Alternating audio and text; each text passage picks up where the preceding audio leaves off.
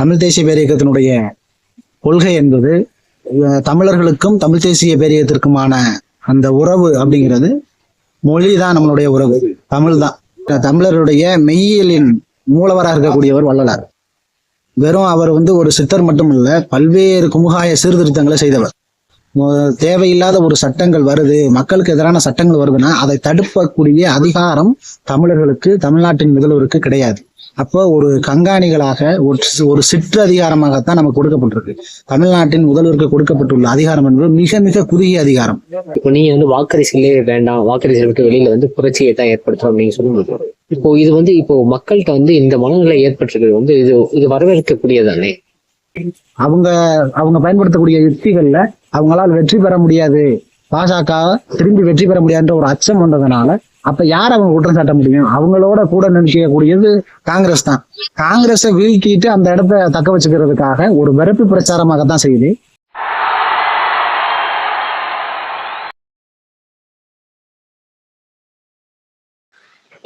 வணக்கம். வணக்கம், எப்படி இருக்கீங்க? நல்லா இருக்கோம். சரி, நீங்க நலமா? மிகவும் நலமா இருக்கேன். மகிழ்ச்சி. சொல்லுங்க. இன்னைக்கு நம்ம தமிழ் தேசிய பேரியக்கத்தினுடைய கொள்கை பற்றி நம்ம பேசலாம் இருக்கோம். பேசுவோம். ஏன்னா தமிழர்களுக்காக நீண்ட காலமாக உழைத்துக் கொண்டிருக்கின்ற ஒரு இயக்கம் தன்னுடைய கொள்கை பற்றி மக்கள் இன்னும் கொண்டு போய் சேரல அப்படின்றதுதான் என்னுடைய வருத்தமா இருக்கு. சரிங்களா? தமிழ் தேசியம் சார்ந்து இயங்கக்கூடிய ஒரு முக்கியமான இயக்கத்துல இது ஒண்ணு. நம்ம வாக்கரிசையில இயங்கின, ஆனால் கொள்கை ரீதியாக நம்ம தமிழர்களுக்காக உழை. சரி, தமிழ் தேசிய பேரியக்கம் தமிழர்களுக்குமான தொடர்பு என்ன? அவர்கள் தமிழ் தேசிய பேரியக்கத்தினுடைய கொள்கை அப்படின்னு நீங்க என்ன முன்வைக்கிறீங்க? நல்ல சிறப்பான வினா. தமிழ் தேசிய பேசக்கூடிய ஒவ்வொருவருக்கும் அறிந்து கொள்ள வேண்டிய செய்தி. தமிழ் தேசிய பேரியக்கம், தமிழ் தேசிய பேரியக்கத்தினுடைய தலைவராக இருக்கக்கூடிய ஐயா பே மணியரசன், அதனுடைய பொதுச் செயலாளராக இருக்கக்கூடிய ஐயா கி வெங்கட்ராமன் அவர்களுடைய தொடக்க முதல் கிட்டத்தட்ட 30 ஆண்டுகளுக்கு மேல 1990 காலகட்டங்கள்ல இருந்து இன்று வரை தமிழ் தேசிய பேரியக்கம் தங்களுடைய கொள்கையில் உறுதியாக இருக்கிறது. கொள்கைனா என்ன அப்படின்னு கேட்டீங்க, தமிழ் தேசிய பேரியக்கத்தினுடைய கொள்கை என்பது தமிழர்களுக்கும் தமிழ் தேசிய பேரியக்கத்திற்குமான அந்த உறவு அப்படிங்கிறது மொழி தான். நம்மளுடைய உறவு தமிழ் தான்.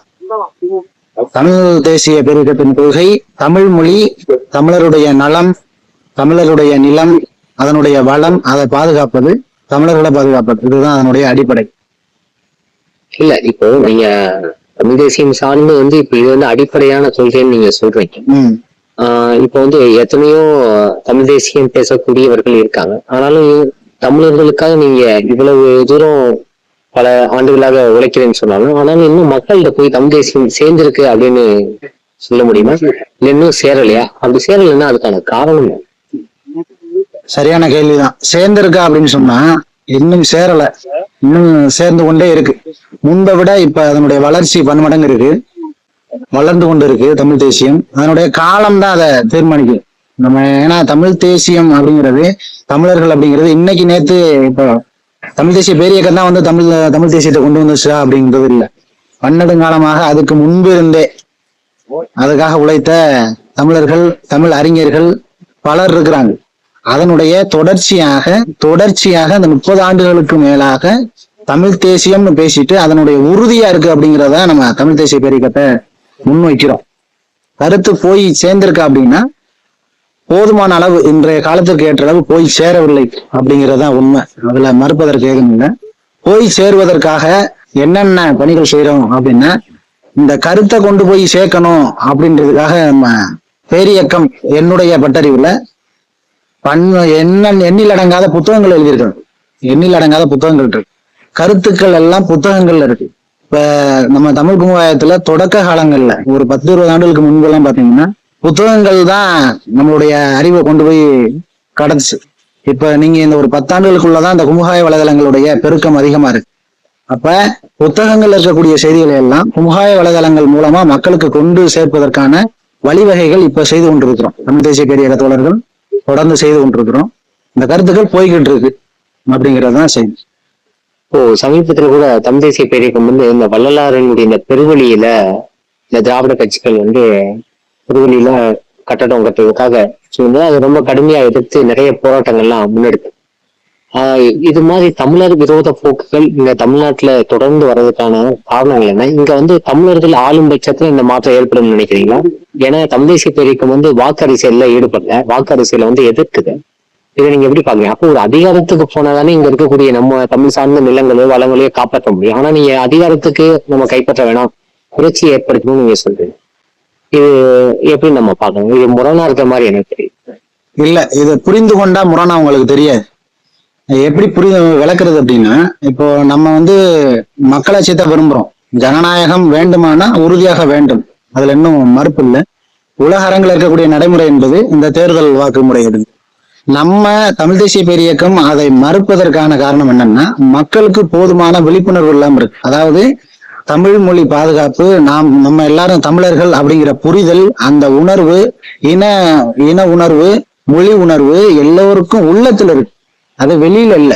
இப்போ இத்தனை ஆண்டு காலமா இவ்வளவு நாட்களா போராடியும் போதுமான அளவு இந்த கருத்து போய் சேராததுக்கு காரணம், இத்தனை ஆண்டுகளா பொய் விதைக்கப்பட்டிருக்கு. திராவிடம்ங்கிற பெயர்ல தமிழர்களே இல்ல, நீங்க திராவிடர்கள் அப்படின்னு சொல்லக்கூடிய அந்த பொய் விதைக்கப்பட்டிருக்கு. அதை முற்று முழுதா ஒழித்தளிப்பதற்கு, அந்த கருத்தியலை அழிப்பதற்காகத்தான் தமிழ் தேசியம்ங்கிற அந்த சுடரை இத்தனை ஆண்டு காலமா ஏந்தி வரோம். தொடர்ச்சியா இன்ன வரைக்கும் அது இப்ப அது இன்னும் நல்ல வெளிச்சம் கொடுத்துட்டு இருக்கு இந்த தமிழ் தேசிய கருத்துக்கள். இப்ப வாக்கு அரசியலை பத்தி நீங்க கேட்டீங்க. நம்ம பேரியக்கம் வாக்கு அரசியல் கொள்கை அடிப்படையில நம்ம வாக்கு யாருக்கும் செலுத்துறது இல்லை. அப்ப அதிகாரத்துக்கு எப்படி வருதுன்னு கேட்டீங்க. சரிதான், அதிகாரத்துக்கு எப்படி வரணும்னா, இப்ப நம்ம செய்யக்கூடியது என்னன்னா, இப்போ வள்ளலார் தமிழருடைய மெய்யியலின் மூலவராக இருக்கக்கூடியவர் வள்ளலார். வெறும் அவர் வந்து ஒரு சித்தர் மட்டும் இல்ல, பல்வேறு குமுகாய சீர்திருத்தங்களை செய்தவர். இன்னைக்கு விதவை மறுமணம் அப்படிங்கிறது இப்ப பேசப்பட்டிருக்கு. 200 ஆண்டுகள்ல அவர் வாழ்ந்து இருக்க காலத்திலே அதுக்காக பெரிய போராட்டம் நடத்தி அதை செய்து காட்டியவர். மொழியியல்ல பெரிய புரட்சி ஏற்படுத்தியவர், சிறந்த நூலாசிரியர், பதிப்பாசிரியர், பன்முக ஆளுமை கொண்டவர் தான் வள்ளலார். அவர் வெறும் ஆன்மீக துறவியா மட்டும் பார்த்திட முடியாது. அப்ப தமிழருடைய மெய்யியலின் மூலவராக நம்ம வள்ளலாரை பார்க்கிறோம். அப்ப வள்ளலாரை அழித்தொழிக்க திராவிடம் நினைக்கிறதுன்னா, அது தமிழருடைய மெய்யியலை அழிக்க நினைக்குது அப்படிங்கிற இடத்துலதான் தமிழருடைய மெய்யியலை மீட்பதற்காகத்தான் நம்ம அந்த வடலூர் பெருவெளியை பாதுகாக்கிறதுக்காக தொடர்ச்சியா நம்ம போராடி கொண்டிருக்கோம். நம்ம வாக்கு அரசியலுக்கு திரும்பி வரும். வாக்கு செலுத்துவதற்கு சரியான ஆளை தேர்ந்தெடுக்கணும். ஆனா சரியான ஆட்கள் போட்டியிடவில்லை. அப்ப போட்டியிடுவதற்கு அப்ப யாரு சரியான ஆள் போட்டியிடணும். இவங்கதான் சரியான ஆள், நம்ம மொழியை பாதுகாப்பதற்கு, நம்மளுடைய நிலத்தை வளத்தை பாதுகாப்பதற்கு சரியான ஆள் இவங்கதான் தேர்வு செய்வதற்கு மக்கள் அணியமாகணும். அப்ப அந்த மக்கள் அணியப்படுத்தக்கூடிய வேலையைத்தான், மக்கள் புரட்சியை உருவாக்குற வேலையைத்தான் தமிழ் தேசிய பேரியக்கம் கருத்தியலிலும் களத்திலும் தொடர்ந்து விதைத்து கொண்டு வரும். அப்ப மக்களுக்கு எல்லாம் புரட்சி ஏற்பட்டுச்சு. இப்ப தமிழ் தேசிய பேரியக்க தோழர்கள் போல மற்ற பல அமைப்பு தோழர்களும் தமிழ் தேசியத்தை புரிந்து கொண்டவாறு தமிழ்நாட்டில் இருக்கக்கூடிய ஒரு பகுதி மக்களுக்கு மேல் புரிந்து கொண்டார்கள்னா, அதன் பிறகு நம்ம இந்த மக்களாட்சி முறையில் போய் நமக்கான அதிகாரத்தை மீட்க முடியும். ஏன்னா இப்ப நம்ம இந்திய ஒன்றியத்தின் கீழே தான் நம்ம இருக்கிறோம். நம்ம இப்ப புதுவையை சேர்த்து 40 தொகுதி நமக்கு கிடைத்தாலும் கூட பாராளுமன்றத்துல நம்ம சிறுபான்மையினமாகத்தான் இருக்கிறோம். அப்ப நமக்கு நம்ம மொழிக்காகவோ நம்மளுடைய நிலத்துக்காகவோ தேவையில்லாத ஒரு சட்டங்கள் வருது, மக்களுக்கு எதிரான சட்டங்கள் வருதுன்னா அதை தடுக்கக்கூடிய அதிகாரம் தமிழர்களுக்கு, தமிழ்நாட்டின் முதல்வருக்கு கிடையாது. அப்போ ஒரு கண்காணிகளாக ஒரு சிற்று அதிகாரமாகத்தான் நமக்கு கொடுக்கப்பட்டிருக்கு. தமிழ்நாட்டின் முதல்வருக்கு கொடுக்கப்பட்டுள்ள அதிகாரம் என்பது மிக மிக குறுகிய அதிகாரம். அப்ப அந்த அதிகாரத்துக்காக நம்ம போரிட்டு உண்மையிலேயே மக்களுக்கான புரட்சி என்ன, தமிழர்களுடைய வாழ்வை எப்படி மீட்பது அப்படின்றதுக்கு அந்த அடிப்படைக்கு நம்ம போகணும். அந்த மக்கள் புரட்சியை ஏற்படுத்தணும் அப்படிங்கிறதுக்காகத்தான் நம்ம தேர்தல் புறக்கணிப்பு அப்படிங்கறது சொல்றோம். மற்றபடி மக்களாட்சியை மறுப்பது அப்படிங்கிறது தமிழ் தேசிய பேரியக்கத்தின் கொள்கை அல்ல. மக்களுக்கு அதை புரிந்துணர்வை ஏற்படுத்தி மக்கள் புரட்சி மூலமா கொண்டு வந்தது பிறகு நம்ம அதை நடைமுறைப்படுத்தணும் அப்படிங்கறதுதான் நம்ம வைக்கக்கூடிய கோரிக்கை. இப்போ தமிழர்களினுடைய அடையாளங்கள் எல்லாமே வந்து திராவிட அடையாளங்களாக முன்வைக்கப்படுது. தமிழர்களுடைய நாகரிகம் என்று சொல்லக்கூடிய கீழடியா இருக்கட்டும், பல அகழ்வாய்வுகள் எல்லாமே வந்து திராவிட நாகரிகம்னு சொல்றது. அப்போ இந்த தமிழர்களை வந்து திராவிடர்களாக ஆக்கியது, இதன் மூலமாக தமிழனுக்கு தன்னெழுச்சியாக அவனுக்குள்ளே ஏற்படக்கூடிய அந்த தமிழன் என்கின்ற அந்த உணர்வு வந்து மழுங்கடிக்கப்பட்டிருக்கு அப்படின்னு தான் சொல்லப்படுது.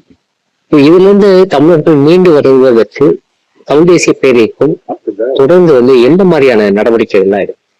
நான் முன்பே குறிப்பிட்டதுதான், நம்ம தொடர்ச்சியாக போராட்டங்கள் செய்யறோம். அதாவது கருத்தியல் களம்னா நூல்கள் எழுதுவது, தமிழர்களுக்கு, தமிழ் தேசிய உணர்வாளர்களுக்காக, தமிழ் தேசியர்களுக்காக தமிழ் தேசிய பேரியக்கம் தொடர்ச்சியாக தமிழர் கண்ணோட்டம் அப்படிங்கிற ஒரு மாத இதழ் நடத்திட்டு வரோம். இருக்கோம். அந்த மாத இதழ்ல தமிழ்நாட்டுக்கு என்னென்ன வேணும், தமிழ்நாட்டில் என்ன நடக்கிறது, உலக அரங்கில் என்ன நடக்கிறது, அதை தமிழ் தேசிய பார்வையில் எவ்வாறு புரிந்து கொள்வது அப்படிங்கிற செய்திகளை எல்லாம் தமிழர் கண்ணோட்டம் அப்படிங்கிற மாத இதழ் மூலமா நம்ம கடத்துறோம். அது தமிழ்நாட்டின் பல்வேறு பகுதிகளுக்கு அது போகும். அந்த தமிழர் கண்ணோட்டம் இதெல்லாம் இன்னும் பார்வையாளர்களை அதிகப்படுத்தணும். அதை தமிழ்நாட்டு மக்களுக்கு அதிகமாக சென்றடைந்து அதனுடைய கருத்துக்களை புரிந்து கொள்ளும் போது அதன் மூலமா தமிழ் தேசியம்னா என்ன, நம்ம எவ்வாறு இன உணர்வு இருக்கணும், மொழி பாதுகாக்கணும், எப்படி உலக அரங்குல ஒவ்வொரு நாடுகளும் மொழியாகவும் இனமாகவும் இருக்கு அப்படிங்கிறத மக்கள் புரிஞ்சுக்கணும் அப்படிங்கிறதுக்காக அந்த ஒரு இதழ் நடத்தி கொண்டு வரும். அதே போல இந்த இதழ் மாதம் வருது. ஆனா எண்ணில் அடங்காத புத்தகங்கள், முன்பு குறிப்பிட்டது போல இந்த புத்தகங்கள் எல்லாம் தமிழ் தேசிய கருத்துக்கள் மட்டுமல்லாது உலக அரங்கு. இப்ப பேரியக்கத்தினுடைய தலைவரும் பொதுச் செயலாளரும் முன்பு கம்யூனிச கட்சிகள்ல இயங்கி கொண்டிருந்தாங்க. கம்யூனிசத்துல இருந்துதான் அவங்க வர்றாங்க. ஏன் அப்படின்னா கம்யூனிசம் என்பது ஒரு இந்திய தேசியத்தை ஏற்றுக்கொண்ட வகையில தான் இருக்கு. ஆனா தேசியமே இல்லைன்னு சொல்லுவாங்க. அவங்க வர்க்கத்துக்காக பேசக்கூடியவங்களா இருந்தாலும், ஆனா ஒரு இன ஒதுக்கலை அவங்க புரிஞ்சுக்கிட்டதுக்கு அப்புறம் 2 தலைவர்களும் அதுல இருந்து வெளியில வர்றாங்க. அவங்க தோழமைகளோடு சேர்ந்துதான் இந்த அமைப்பு உருவாக்கப்படுது. அதன் பிறகு தேர்தல்ல பங்கெடுத்த இயக்கம் தான். நீங்க கடந்த கேள்வியில கூட நான் சொல்லியிருக்கணும், தமிழ் தேசிய பேரியக்கம் இன்னைக்கு இருக்கக்கூடியது தமிழ் தேசிய பொதுவுடைமை கட்சியாக இருந்த போது தேர்தலில் பங்கெடுத்து அதில் பட்டறிவின் மூலம் இது தேர்தல் என்பது நம்மை சிறைப்படுத்தக்கூடியதுதான், மீண்டும் தமிழர்களுக்கு நமக்கு விழிப்புணர்வு என்பதை ஏற்படுத்தாது அப்படிங்கிறத புரிந்து கொண்டுதான் அதுல இருந்து இயக்கமாக இருந்து மக்கள் புரட்சி செய்து மக்களுக்கு விழிப்புணர்வு ஏற்பட்ட பிறகுதான் இந்த நடைமுறைகள் எல்லாம் நமக்கு பயன்படும். இல்லைன்னா இந்திய ஒன்றியத்தின் கீழாகத்தான் ஒருவராக நம்மால் இருக்க முடியும் அப்படிங்கிறத புரிந்து கொண்டுதான் வாக்கரசியல கடந்து நம்ம வர்றோம். 2024 தேர்தல்ல இந்திய அளவுல பாத்தீங்கன்னா வாக்கு சதவீதம் என்பது 55% உட்பட்டுதான் கடந்த கால தேர்தல்களோட ஒப்பிடும்போது இந்த 2024 வந்து மக்கள் வாக்களிக்கக்கூடிய அந்த விகிதம் வந்து குறைஞ்சிருக்குதா தான் தெரியும். இப்ப நீங்க வந்து வாக்கரிசிலே வேண்டாம், வாக்கரிசலுக்கு வெளியில வந்து புரட்சியை தான் ஏற்படுத்தும் நீங்க சொல்லும்போது, இப்போ இது வந்து இப்போ மக்கள்கிட்ட வந்து இந்த மனநிலை ஏற்பட்டிருக்கிறது வந்து இது வரவேற்கக்கூடியதானே? நீங்க எப்படி? சரியான கேள்விதான். இந்த மனநிலை வரவேற்கக்கூடியதான்னா அது வரவேற்கக்கூடியது இல்லைங்கிறது தான் கருத்து. என்னன்னா மக்கள் அரசின் மீது இருக்கக்கூடிய, இந்த திராவிடம் பேசக்கூடிய அரசின் இருக்கக்கூடிய வெறுப்பின் காரணமாக புறக்கணிப்பு செய்திருக்கிறாங்க. அதாவது மக்களுக்கு எதிராக செயல்படுது அப்படிங்கிறத புரிஞ்சுக்கிறாங்க. ஆனா அது வெறுப்பின் காரணமா எடுக்கப்பட்ட முடிவு. ஆனா தமிழ் தேசிய பேரியக்கம் சொல்லக்கூடியது அந்த கொள்கை அடிப்படை என்பது அது அதை புரிந்து கொண்டு எடுக்கக்கூடிய முடிவு. நீங்க வெறுப்பினால செய்யக்கூடிய நல்ல முடிவுகளாக இருந்தா கூட வெறுப்பின் காரணமாக எடுத்தீங்கன்னா அது நிலைத்தன்மை பெறாது, அதனால எந்த பயனும் கிடைக்காது. அப்ப வெறுப்பு என்னைக்கே ஒரு நாள் மாறிடுச்சு அப்படின்னா மீண்டும் அவங்க பழைய நிலைமைக்கு வந்துருவாங்க. நம்ம வைக்கக்கூடியது அந்த கொள்கை அளவுல புரிந்து கொள்ளணும் அப்படிங்கிற. அப்ப இந்த மக்கள் இவ்வளவு பேர் வாக்களிச்சிருக்காங்கன்னா அது ஏன் வாக்களிக்கவில்லை அப்படின்னா இந்த திராவிடம் பேசக்கூடிய அரசுகளுக்கு எதிராக அந்த வெறுப்பு இருக்கு. இதை பயன்படுத்தி கொண்டு அவங்களை நம்ம அங்கீகரிக்க விரும்பல. அந்த குறிப்பிடறேன்னு நீங்க நினைக்க வேண்டாம். இப்போ நீங்க திராவிட கட்சியின் மீதான இருக்கக்கூடிய வெறுப்புன்னு சொல்லி பேசுறீங்க. இப்போ வந்து இந்திய அளவுலயே வந்து முழுவதுமாக காஷ்மீர்ல இருந்து கன்னியாகுமரி வரைக்கும் எடுத்துக்கிட்டீங்கன்னா கூட இந்த வாக்குகள் குறைஞ்சிருக்கு. இப்போ இந்திய அளவுலயே இந்த தேர்தல் மீதான நம்பிக்கை என்பது மக்களுக்கு இல்லாம குறைஞ்சிருச்சா? உண்மைதான், குறைஞ்சிருக்கு. இப்ப நம்ம திராவிடம்னு சொன்னீங்க, ஏன் ஆரியம்னு சொல்லீங்க? ஆரியமும் திராவிடமும் ஒன்று என்பதுதான் நம்ம கொள்கை. உண்மையும் அதுதான். ஆரியம் வேற, திராவிடம் வேற அல்ல. ஆரியத்தினுடைய இளைய பங்காளி தான் திராவிடம் என்பது. ஆரிய கட்சி அப்படிங்கிறது இந்திய கட்சிகளாக இருக்கிறது. குறிப்பாக பாசக, காங்கிரஸ் உள்ளிட்ட பெரிய கட்சிகள், மற்ற சிறு சிறு கட்சிகள் இருக்கின்றன. தமிழ்நாட்டுக்கு திமுக, திராவிடம் பேசிய திமுக, அதன் தொடர்ச்சியாக வந்த அதிமுக, மற்றவைகள் இருக்கின்றன. இந்த வெறுப்பு என்பது தமிழ்நாட்டில் மட்டுமல்ல, அதாவது திராவிடம் பேசக்கூடிய தமிழ்நாட்டில் திராவிட அரசின் மீதான வெறுப்பு, இந்திய அரசின் மீதான வெறுப்பும் இங்கு இருக்கிறது. ஆனா அதை மடைமாத்திட்டு திராவிடத்துக்கு எதிராக தான் இங்க நடந்தது. குறிப்பா ஒரு செய்தி சொல்றேன். குடிநீர் நீரின்றி அமையாது என்பது வள்ளுவ பெருமை. நீர் வந்து ரொம்ப ஆதாரம். நீங்க குடிநீர்ல போய் மலம் கலந்த அந்த இழிவு இருக்குல்ல, அதுக்கு இன்ன வரைக்கும் தீர்வு கிடைக்காது. வேங்கை வயல் சிக்கல் யாரும் மறுக்க முடியாது. நீங்க திராவிடம் பேசக்கூடியவங்களும் அது மறுக்கவே மாட்டாங்க. அப்ப அந்த சிக்கலுக்கான தீர்வு இந்த வெங்கை வயல் பிரச்சனைகள் வந்து திமுக அரசு சரியா செயல்படலன்னு நீங்க சொல்லுவாங்க. என்ன செயல்பட்டாங்கன்னு தான் நம்ம கேட்கணும் போல. இல்ல இப்போ திமுகவோட கூட்டணியில இருக்கக்கூடிய கட்சிகள்லாம் வந்து அதற்கு எதிராக நிறைய போராட்டம் பண்ணியிருக்காங்க. விடுதலை சிறுத்தைகள், கம்யூனிஸ்ட் கட்சிகள்லாம் நிறைய போராட்டம் முன்னெடுத்திருக்காங்க. ஆனாலும் இதுவரைக்கும் ஒரு தீர்வு ஏற்படல. அப்போ இதுல வந்து இன்னும் அவங்க வேகமா செயல்பட்டுருக்குமா, இல்லைன்னா திமுக செயல்படவே இல்லைன்னு நீங்க சொல்ல வரீங்க? திமுக செயல்படல அப்படிங்கறதுதான். செயல்படவே இல்லையா அப்படின்ற நமக்கு வேணாம். செயல்பட்டிருந்தா அதுக்கான தீர்வு கிடைச்சிருக்கு. இப்போ நீங்க அந்த அந்த அந்த குழப்பத்துக்கான தீர்வு கிடைத்த பிறகுதான் நாங்க வாக்கு செலுத்தணும் அங்க மக்கள் இருந்தாங்க. அவங்கள குண்டு கட்டாக தூக்கி கொண்டு போய் நீங்க வாக்கு செலுத்தி ஆகணும்னு. இதுவே நீங்க இந்திய அரசியலமைப்பு சட்டப்படி அது தவறு. வாக்கு செலுத்த விரும்பாதவங்களை நீங்க வலுக்கட்டாயப்படுத்தி செலுத்த சொல்றதுங்கிறதே உங்களுக்கு குற்றம். இப்ப இந்த நிறைய கட்சிகள் திராவிட திமுகவுக்கு ஆதரவா இருக்கக்கூடிய பல கட்சிகள் நீங்க அதுக்கு ஆதரவா போராட்டம் அதெல்லாம் பண்ணதா சொன்னீங்க. பல அமைப்புகள் போராடினாங்க. ஆனா அதெல்லாம் ஒரு அடையாள போராட்டமா செஞ்சுட்டு விட்டாங்க. அவங்க உள்ளே இருக்கிறாங்கல்ல, திமுக கூட இருக்கிறாங்கல்ல, அவங்க நினைச்சிருந்தா திமுகவை அணுகி கூடுதல் அழுத்தம் கொடுத்து அதற்கான முடிவை எட்டியிருக்க முடியும்ல. அப்ப வாக்கு அரசியலுக்காக அது மென்மையாக நாங்களும் போராட்டம் செய்யறோம். ஏங்க இப்ப யாரு பாதிப்புக்கு உள்ள இருக்கிறாங்க அவங்க போராடினா சரி, பாதிப்பை சரி செய்ய வேண்டிய அரசே போராடுது அப்படின்னா அரசுக்கு ஆதரவா இருக்கக்கூடிய அமைப்புகள் கட்சிகள் போராடுதுன்னா அதை எப்படி பார்க்குறது? அது வாக்கு அரசியலுக்காக ஏமாற்றத்துக்காக செய்யப்பட்டது. உண்மையிலேயே அந்த சிக்கல் தீர்க்கப்படவில்லை. இது போல எண்ணற்ற சிக்கல் வேங்கை வயல்ல மட்டும் இல்ல, தமிழ்நாட்டிலே பல இடங்கள்ல பல ஊர்கள்ல வாக்கு செலுத்தல். அதனுடைய காரணம் வந்து அந்த கட்சிகள் மக்களுக்காக செயல்படல, இப்ப திராவிட மக்களுக்காக செயல்படல அப்படிங்கிறத நம்ம முன்வைக்கிறோம். தோழர், இறுதியா ஒரு கேள்வி. இந்தியாவில ஜனநாயகம் மீதான நம்பிக்கையை மக்கள் இழந்து கொண்டிருக்கிறார்கள் அப்படின்றத நம்ம பாக்குறோம். ஏன் அப்படின்னா இந்த 2024 தேர்தலில் வந்து தேர்தல் ஆணையத்தினுடைய செயல்பாடு வந்து அந்த மாதிரி இருக்கு. அவர்களுடைய செயல்பாடுகள் வந்து கடந்த காலங்களோடு ஒப்பிடும்போது இந்த ஆண்டு வந்து ரொம்ப மிகவும் மோசமாக இருக்கு. ஒரு குறிப்பிட்ட கட்சிகளுக்கு ஆதரவாகவோ இல்லைன்னா கட்சிகள் பரப்புரையில் ஈடுபடும் போது ஒரு மதம் சார்ந்தோ இல்ல இனம் சார்ந்தோ இப்படிப்பட்ட பரப்புரையில ஈடுபடுறதுனால இது வந்து மக்களுக்கு இது ஒரு விரோத போக்க தான் அவங்க பாக்குறாங்க. ஏன்னா ஒரு பிளவை ஏற்படுத்தும் ஒரு நோக்கத்தோடு தான் அங்க பரப்புரை செய்யப்படுது. இஸ்லாமியர்கள பத்தி பேசுவதோ இல்லைன்னா 2 மாடு வச்சிருந்தா 2 எருமை மாடு இருந்தா 1 எருமை மாடு எடுத்துக்குவாங்க, உங்களுடைய மாங்கல்யத்தெல்லாம் பறிச்சிருவாங்க, உங்கள்கிட்ட 2 வீடு இருந்தா 1 வீடு எடுத்துருவாங்க. இது போன்ற கருத்துக்கள்லாம் ஒரு விஷமமான ஒரு பிரச்சாரமாகவே இப்ப இந்த தேர்தல் பரப்புரையில பார்க்குது. அப்போ இதுக்கான தீர்வு என்ன? இதை எப்படி நம்ம மக்கள் வந்து இதை எப்படி அணுகணும்னு நினைக்கிறேன்? இப்போ இந்திய அளவுல இருக்கக்கூடிய இந்த வெறுப்புமே இப்போ உங்களுக்கு இந்திய கட்சிகள் பொதுவா நீங்க காங்கிரஸ் வந்து மதவாதம் பேசல அப்படின்னு சொல்றாங்க. ஆனா அது இஸ்லாமியர்களுக்கு எதிராக நடக்கக்கூடிய ஒடுக்குமுறைகளுக்கு அவங்க பெரிய அளவுல அதுக்கு பதில் கொடுக்க முடியும். அப்ப நீங்க மென்மையா இருப்பாங்க. இப்போ உங்களுக்கு தேசிய இனங்களை ஒடுக்குவதுல பாஜக கோரமுகமா செயல்படும். காங்கிரஸ் அது மென்மையா இருக்கு, இருந்து செய்யும். இலங்கையில முற்றுமுழுதா காங்கிரஸ் முன்னின்று அந்த வேலைகளை செய்யுது. பாஜக அங்க மௌனியாக இருந்தது.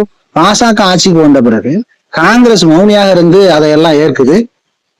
பாஜக முற்றுமுழுதா முன்னிருந்து செயல்படுது. இப்போ இந்திய அளவுல அந்த வெறுப்புக்கான காரணம் என்ன அப்படின்னு கேட்டீங்கன்னா, மக்களுக்கு அந்த அந்த மத பிரச்சாரம் இத்தனை ஆண்டுகளா செய்து அவங்க கொண்டுட்டு வந்தாங்கல்ல, அதன் மீதே ஒரு வெறுப்பு ஏற்படும் அளவு ஆயிடுச்சு. ஏன்னா அவங்களுக்கே தெரியுது. இப்போ வடநாடுகள்லயும் நிறைய இடங்கள்ல தேர்தல் புறக்கணிப்பு அப்படிங்கிறத நம்ம நாளேடுகள்ல பாக்குறோம். அப்ப அவங்களுக்கெல்லாம் மத உணர்வு இல்லையான்னா இருந்தாலும் மனிதநேயம் ஒரு அடிப்படையே இல்லாம இருக்கு. எல்லாவற்றுக்கும் ஒரு அளவு இருக்குல்ல, அளவுக்கு மிஞ்சினால் அமிர்தம் நஞ்சுன்னு சொல்றாங்க. அந்த அளவுக்கெல்லாம் தாண்டி போய் அவங்க செயல்பட்டுட்டாங்க. அதனுடைய வெறுப்பின் காரணமாகத்தான் அவங்க அதை புறக்கணிக்கிறாங்க. ஆனா ஐயா மோடி அவர்கள் பேசக்கூடிய இந்த பிரச்சாரம் அப்படிங்கிறது, அவரு முன்னாள் காங்கிரசினுடைய தலைவர்கள் இப்படி பேசிட்டாங்க அப்படிங்கிறத குறிப்பிட்டு பேசுறாரு. ஏன் இத்தனை ஆண்டு காலமாக ஏன் பேசல? ஏன் போன 5 ஆண்டுகள்ல ஏன் ஐயா மோடி பேசல? இப்ப அவங்களுக்கு அச்சம் வந்துருச்சு. அவங்க பயன்படுத்தக்கூடிய யுக்திகள்ல அவங்களால் வெற்றி பெற முடியாது, பாஜக திரும்பி வெற்றி பெற முடியாதுன்ற ஒரு அச்சம் வந்ததுனால அப்ப யார் அவங்க குற்றம் சாட்ட முடியும்? அவங்களோட கூட நினைக்கக்கூடியது காங்கிரஸ் தான். காங்கிரஸை வீழ்த்திட்டு அந்த இடத்தை தக்க வச்சுக்கிறதுக்காக ஒரு வெறுப்பு பிரச்சாரமாகத்தான் செய்யுது. இதை வந்து இங்க தமிழ்நாட்டில் இருக்கக்கூடிய திராவிட கட்சிகள், குறிப்பா திமுக அதை வந்து எப்படி கையாடுறாங்கன்னா, அவங்க வந்து இந்திய தேசியம் தான் பேசுறாங்க. இந்தியாவை அழைக்கிறேன் வாருங்கள் அப்படின்னு அழைக்கிறார். இது எவ்வளவு பெரிய கேள்வி கூட்டு பாருங்க. நீங்க இந்தியா வந்து அப்படி விடுதலை அப்படிங்கறத ஏற்காதவரு ஐயா ஈவே ராமசாமி. ஏற்காது அவரு அவரைத்தான் இவர் எங்களுடைய தந்தையாக ஐயா ஸ்டாலின் வைத்துக் கொள்கிறார். இதுலயே வந்து ஏற்காது அவர் ஐயா, அதான் இவர் கொண்டாடினவர். இவர் இவர் என்ன சொல்றாரு, இந்தியாவை நாங்க தான் காக்க போறோம், நீங்க எல்லாரும் பின்னாடி வாங்கன்றாரு. அப்ப ஆரியமும் திராவிடமும் ஒன்று அப்படிங்கிறது இதன் மூலமா அப்பட்டமா தெரியுது. அப்ப இவர் அதுலயுமே என்ன செய்யறாருன்னா, நீங்க பாஜகவை புறக்கணிச்சுட்டு காங்கிரஸ் ஆதரிக்கிறார். என்ன இன்னைக்கு பாஜக இந்த 10 ஆண்டுகள் செய்யுது. அப்ப இதுக்கு முன்னாடி ஆண்டுகள் முழுமையாக ஆண்டது யாரு? காங்கிரஸ் தானே. காங்கிரஸ் தான் இத்தனை ஆண்டுகளா தேசிய இனங்களை ஒடுக்கி கொண்டு வந்தது. இன்னைக்கு பாஜக ஒடுக்குது. நீங்க ஒருத்தன் 10 ரூபா திருடுறான், ஒருத்தன் 5 ரூபா திருடுறான்னா 10 ரூபா திருடுறவன விட்டுருவோம், 5 ரூபா திருடுறவனா வச்சுக்கிருவோம் அப்படின்னு சொல்றது சரியா? திருட்டுனா எல்லாம் திருட்டணும். அப்ப 2 பேருமே எதிர்க்கணும். தேசிய இன அடையாளங்களை காங்கிரஸ் அளிக்குது, பாஜக அளிக்குது. தமிழ்நாட்டுல திமுக அளிக்குது. இவங்க 2 பேரும் மாத்தி மாத்தி காரணம்னு சொல்லிட்டு இவங்க இங்க அழிச்சுட்டு இருக்கிறாங்க. இப்ப உண்மையிலேயே ஐயா ஸ்டாலின் என்ன பண்ணிருக்கணும், இந்தியாவை காக்க அழைக்கிறேன்னு சொல்லிருக்கூடாது, தமிழ்நாட்டை காக்க அழைக்கிறேன்னு சொல்லியிருக்கணும். ஏன்னா சொல்ல முடியாது. தமிழ்நாடுமே வெறும் பேச்சளவுல இப்ப வந்திருக்கு. ஏன்னா தமிழ் தேசியம் வளர்ந்து கொண்டிருப்பதனால அந்த வாக்கு நமக்கு கிடைக்காம போயிடும் அப்படின்றதுக்காக. நீங்க தேர்தலுக்கு முன்னாடி என்ன பேசுவாங்க திமுக, தமிழர்களே, உலக தமிழர்களே எங்களுக்கு நிதிதாருங்கள்னு கேட்பாங்க. வந்ததுக்கு அப்புறம் திராவிடியன் ஸ்டாக் அப்படின்னு போட்டுக்குவாங்க. எவ்வளவு பெரிய முரண் பாருங்க. அப்ப இந்த இவ்வளவு முரண்களை வச்சுக்கிட்டோம்னா இங்க திராவிடம் ஆட்சி செய்யுது. இதையே தான் அது இந்திய அளவுல செய்யுது பாஜகவும் காங்கிரஸும். அவங்க இந்திய அளவுல செய்யறத இவங்க தமிழ்நாட்டு அளவுல செய்யறாங்க. சரிங்க. வாக்கரசியல் குறித்தும் தமிழ் தேசிய கருத்துக்கள் குறித்தும் நீங்க கருத்துக்கள் முன் வச்சுங்க. ரொம்ப நன்றி. நம்ம மீண்டும் ஒரு நாள் சந்திக்கலாம். நன்றி. நன்றி, வணக்கம்.